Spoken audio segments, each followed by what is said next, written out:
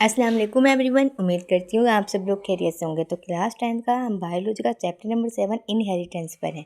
तो आज इस चैप्टर में हम डिस्कस करने वाले हैं कि एक विरासती जो चीज़ होती है जो बच्चों तक पहुँचाई जाती है वो कैसे पहुँचती है। मतलब कोई ऐसा करैक्टरिस्टिक, कोई ऐसी खसूसियत जो वालिदैन में हो और बाद में उनके बच्चों में भी हो। यानी कि जैसे हम बीमारी नहीं कहते, अभी विरासती बीमारी है, इसी तरह इसी अमल को हम इनहेरिटेंस या हेरिडिटी कहते हैं। तो इसी बात को आज हम बड़ी ही डिटेल में डिस्कस करने वाले हैं। तो जल्दी से आप लोग रेडी होकर बैठ जाओ और मेरे चैनल को सब्सक्राइब ज़रूर कर दो। तो बिना वक्त ज़ाया के स्टार्ट करते हैं अपना आज का lecture. An organism is made up of many structure and behaviour characteristics. एक जानदार जो है ना वो बहुत ज़्यादा स्ट्रक्चर और बिहेवियर करेक्टरिस्टिक से मिलकर बना होता है। Organisms are able to pass this characteristic to their offspring. अभी जो जानदार होते हैं वो इस काबिल होते हैं कि वो इस करेक्टरिस्टिक को अपने बच्चों तक ट्रांसफ़र कर सकते हैं। Offspring get some characteristic from each parent. अब जो ऑफस्प्रिंग होता है वो क्या करता है, वो अपने ए पेरेंट से एक करेक्टरिस्टिक ले लेते हैं। The process by which characteristics are transfer from parent to offspring. अब वो अमल जिसके ज़रिए जो खसूसियत है वो पेरेंट से, वालिदैन से बच्चों तक पहुँचाई जाती है, उसी अमल को इनहेरिटेंस और हेरिडिटी कहते हैं। तो सबसे पहले है स्ट्रक्चर ऑफ क्रोमोसोम्स। क्रोमोसोम की साख्त क्या है। Chromosome is made of many chromatin material. Chromosome जो है ना वो काफ़ी सारे धागों में साख्त के जरिए मिलकर बना होता है। In eukaryotes chromatin consist of DNA and special protein called histone. अब यूकैरियोट्स के अंदर जो क्रोमेटिन होते हैं ना उनके पास डीएनए होता है और एक स्पेशल किस्म की प्रोटीन होती है जिसको हम हिस्टोन कहते हैं। Chromatin is a thread like material.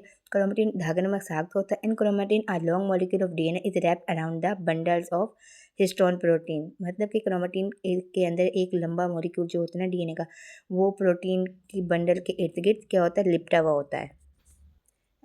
When a cell is not dividing its chromatin is in the form of fine thread। जब अपने सेल जो है ना वो अपने क्रोमेटिन को फाइन थ्रेड मतलब अच्छे धागे साथ में डिवाइड नहीं करता, तो क्या होता है, ये जो न्यूक्लियस है वो फैल जाता है। ड्यूरिंग सेल डिवीजन के दौरान chromatin coils and max compare structure of chromosome. मतलब सेल डिवीजन के दौरान क्रोमेटिन क्या होता है, वो कॉइल हो जाते हैं और क्या कर देते हैं, क्रोमोसोम का स्ट्रक्चर बना देते हैं।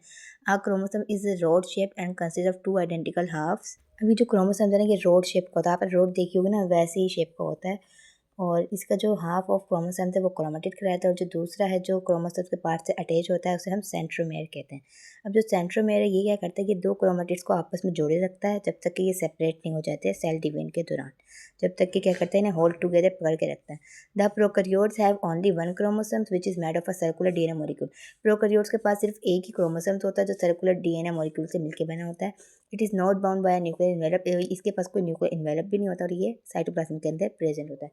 तो ये तो पहला टॉपिक तो बहुत ही आसान था। दूसरा उससे ज़्यादा आसान है, डीएनए एंड आरएनए। तो इन दोनों की डिफाइन भी बता रखा है, इनका डिफरेंस भी बता रखा है और डायग्राम भी बना रखी है। तो ये डायग्राम भी बहुत ज़्यादा आसान है, आप लोग बना सकते हैं। तो स्टार्ट करते हैं। DNA deoxyribonucleic acid. डीएनए मतलब deoxyribonucleic acid is a double stranded helical molecule structure. DNA double strand होता है, जैसे आपने सीढ़ियाँ देखी होगी ना वैसे डबल स्ट्रैंड होता है। ये न्यूक्लियोटाइड से मिलकर बना होता है। अब जो डीएनए का जो एक न्यूक्लियोटाइड है ना वो डीऑक्सीराइबोस शुगर फास्फेट ग्रुप और नाइट्रोजनस बेस जैसे एडेनिन, थाइमिन, साइटोसिन और गुआनिन से मिलकर बनी होती है। कौन, यहाँ पे न्यूक्लियोटाइड की बात हो रही है। अच्छा जी, तो आगे जो टू स्ट्रैंड्स है ना ये जो आपस में जुड़े हुए हैं तो ये इन पेयरिंग की वजह से जुड़े हुए हैं। जैसे कि एडेनिन का जो है वो थाइमिन के साथ है और साइटोसिन का गुआनिन के साथ है। तो यहाँ तक पहुँचा था डीएनए कंप्लीट। डायग्राम में भी आप लोग देख सकते हैं कि एडेनिन जो है ना थाइसाइन के साथ बाउंड बना रहा है और साइटोसिन गुआनिन के साथ। RNA ribonucleic acid is single stranded chain of nucleotides. इसमें सिंगल चेन होती है जबकि डीएनए में डबल होती है। It nucleotides have a sugar called ribose. इसकी जो शुगर है उसे राइबोस कहलाती है। फास्फेट ग्रुप होता है। नाइट्रोजनस बेस होती है। Adenine, uracil, cytosine and guanine. यहाँ पर थाइमिन की जगह क्या आ गया है, यूरासिल आ गया है। बस इतनी से डिफरेंस है इनके अंदर। अब आगे हमें बता रहे हैं functioning of DNA and RNA. DNA और आरएनए का क्या किरदार है। A gene is a segment of DNA that has the information for making a particular protein। अब जो जीन है वो डीएनए का भी एक हिस्सा होता है जो क्या करती है, जो इन्फॉर्मेशन तैयार करती है, क्या बनाने के लिए इन्फॉर्मेशन भेजती है कि भाई पार्टिकुलर प्रोटीन बनानी है। तो कुछ उसके प्रोसेस होते हैं जैसे द सेगमेंट ऑफ डीएनए मतलब gene acts as a template. A type of RNA called messenger RNA. Messenger RNA को हम mRNA से जाहिर करते हैं। Is synthesize according to this template. अब इसने मैसेज भेजना होता है तो क्या करती है, मैसेंजर आरएनए को बनाती है टेम्पलेट के हिसाब से। In this way DNA transfer the information to. अब डीएनए क्या करेगा, जो इन्फॉर्मेशन इसके पास आई थी वो उस इन्फॉर्मेशन को मैसेंजर आरएनए के पास ट्रांसफर कर देगा। इस प्रोसेस ये प्रोसेस जो है ये कहलाता है ट्रांसक्रिप्शन। मतलब कि मैसेज को पहुंचाने के लिए जीन ने क्या करा, मैसेंजर आरएनए बनाया और फिर डीएनए ने मैसेंजर आरएनए को इन्फॉर्मेशन दी। इस प्रोसेस को ट्रांसक्रिप्शन कहते हैं। Messenger RNA act as aid in converting information into proteins. अब मैसेंजर आरएनए क्या करेगा, यहाँ पे जो इन्फॉर्मेशन है उसको प्रोटीन में कन्वर्ट कर देगा। आगे है भी the messenger RNA moves out in the cytoplasm. अब मैसेंजर आरएनए क्या कर रहा है, साइटोप्लाज्म के अंदर से बाहर आ रहा है। Ribosomes attach with messenger RNA. अब राइबोसोम्स क्या करेंगे, मैसेंजर आरएनए से अटैच हो जाएंगे। जब राइबोसोम्स ज्वाइन हो जाएंगे ना अमाइनो एसिड से, अकॉर्डिंग टू द इन्फॉर्मेशन जो मैसेंजर आरएनए की इन्फॉर्मेशन है ना उसके मुताबिक जब राइबोसोम अमाइनो एसिड से ज्वाइन हो जाएंगे तो फिर क्या होगा, प्रोटीन प्रोड्यूस होगी। इस प्रोसेस को ट्रांसलेशन कहते हैं।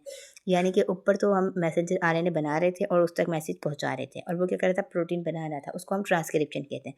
अब जो ट्रांसलेशन उसमें क्या हो रहा है, मैसेंजर आरएनए मैसेज को पढ़ रहा है, उसके मुताबिक क्या है, प्रोटीन बना रहा है, तो इसको क्या कहेंगे, ट्रांसलेशन कहेंगे। अब ये जो वर्क है, ये जो कंसेप्ट है ना जीन का, इसको हम सेंट्रल डोग्मा कहते हैं। मतलब this concept of the working of a gene, gene के ही काम का अमल करना सेंट्रल डोग्मा कहलाता है। एंड इज सिंबलाइज्ड ऐसे भी यहाँ पे है ना हमें डायग्राम बता रहा है कि डीएनए से मैसेंजर आरएनए के पास जाता है, मैसेंजर आरएनए प्रोटीन बना देता है। तो यही कंसेप्ट आप लोगों ने याद रखना है, इसी चीज़ को सेंट्रल डोग्मा कहते हैं। डायग्राम तो बहुत ज़्यादा आसान है, आप लोग जल्दी से मेरे चैनल को सब्सक्राइब कर दें। आगे है जीन एंड एलीलाई।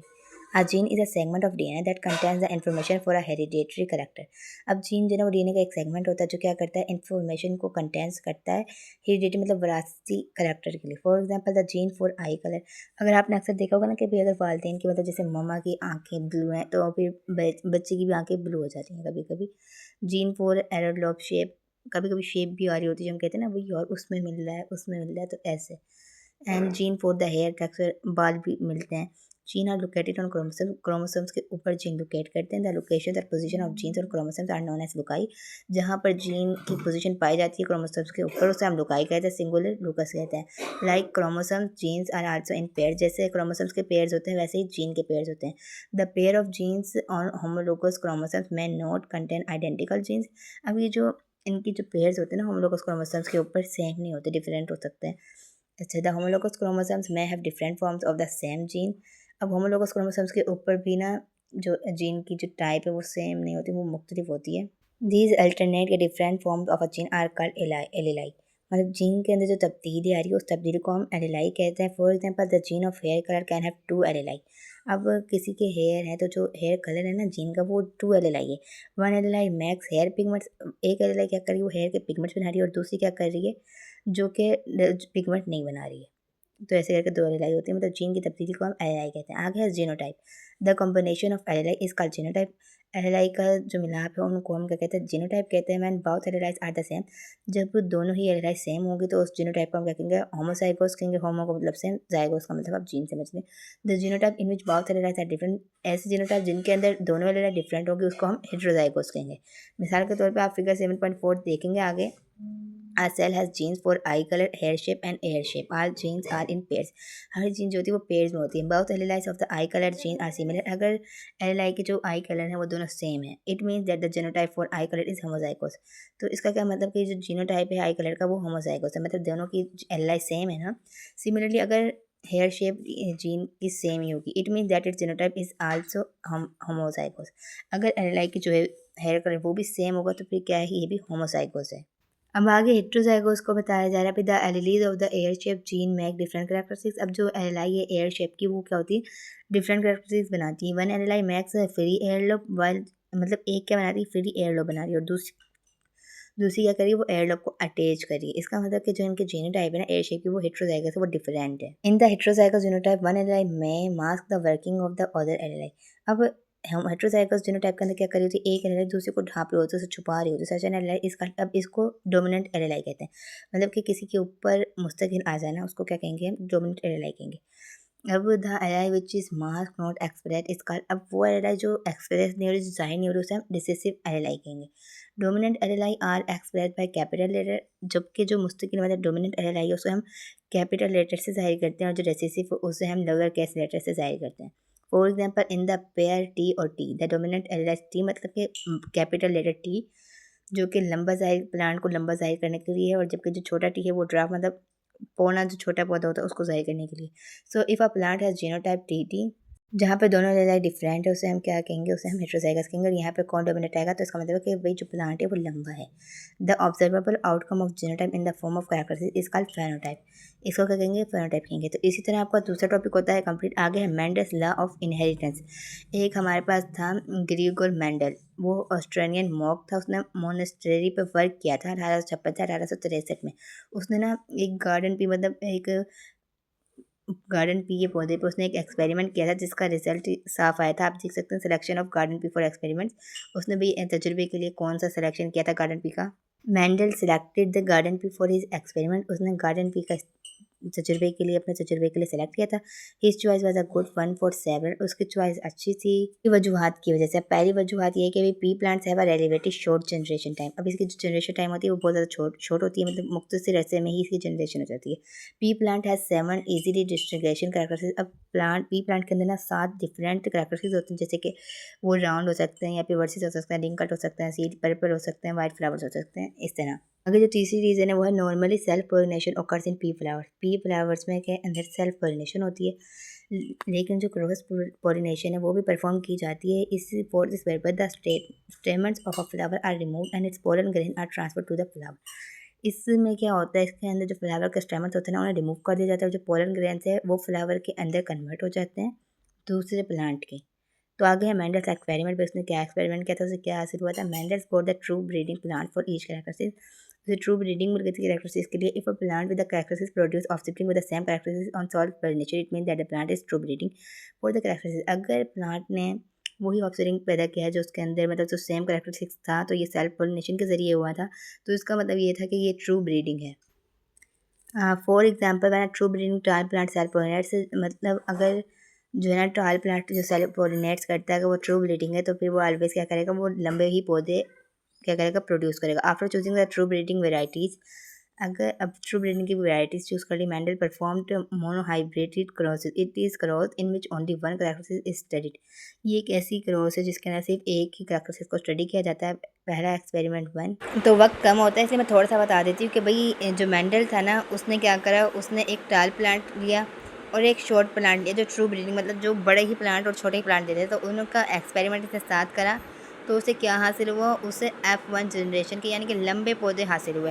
इसी तरह इसने दूसरा एक्सपेरिमेंट परफॉर्म किया जिसमें इसे क्या हासिल हुआ, इसे भी इसमें 75% लंबे पौधे हासिल हुए और 25% छोटे पौधे हासिल हुए। इसका मतलब क्या था, इसका मतलब ये था रिसेसिव आ गई और जो दूसरी है वो डोमिनेंट आ गई। अब जो डोमिनेंट आई है वो है टाल प्लांट वाली, क्योंकि वो 75% थी, जो शॉर्ट थी वो 25% थी। अब जो दूसरा एक्सपेरिमेंट है जो मेंडल ने परफॉर्म किया था उसमें डिहाइब्रिड क्रॉस करवाया था मेंडल ने। मतलब एक ही टाइम में इसने 2 कैरेक्टरिस्टिक्स को स्टडी किया था, येलो और ग्रीन सीड कलर लिए थे ट्रू ब्रीडिंग के लिए ताकि पता चल सके। तो जब इसने लिया तो फिर एक था राउंड था और जो दूसरा था वो रिंकल था। तो इसका जो रिजल्ट आया ना, तो जो प्लांट थे वो सारे राउंड शेप के प्रोड्यूस हुए थे येलो सीड का। इसका मतलब ये था कि जो राउंड सीड थे वो डोमिनेंट थे रिंकल सीड के ऊपर। तो उम्मीद करती हूँ आप लोगों को समझ में आ गया होगा। यहाँ तक था हमारा चैप्टर कंप्लीट हो चुका है। MCQs और शॉर्ट क्वेश्चन की वीडियो का लिंक मैंने डिस्क्रिप्शन में दे दिया है, आप लोग वहाँ जाकर देख सकते हैं। इंशाल्लाह फिर मिलेंगे और मज़ीद वीडियो के साथ। अल्लाह हाफिज़।